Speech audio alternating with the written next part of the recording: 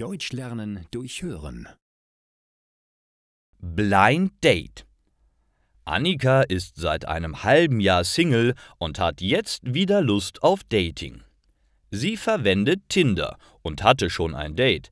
Es war schrecklich. Sie wischt nach links und rechts. Dann taucht vor ihr auf einmal ein schwarzes Bild auf dem »Traust du dich?« steht. Seine Beschreibung ist sehr sympathisch. Er fragt aber eines: Er will ein Blind Date. Deshalb will er auch, dass die Frauen nicht nach rechts wischen, sondern ihm direkt auf Telegram schreiben. Seinen Namen hat er direkt in seine Beschreibung geschrieben. Annika findet das sehr interessant und schreibt ihm auf Telegram.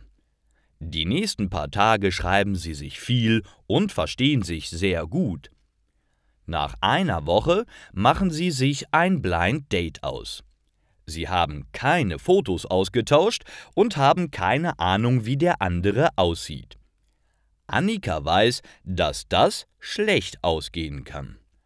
Was passiert, wenn er sie gar nicht hübsch findet? Aber sie findet die Idee so aufregend. Ein paar Tage später wartet sie vor dem Restaurant auf ihn. Sie hat eine schwarze Bluse und einen Jeansrock an, wie ausgemacht.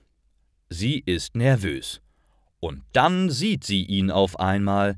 Er hat eine weiße Rose in der Hand, wie ausgemacht. Und er sieht richtig gut aus. Annika hat aber richtig Schwein gehabt.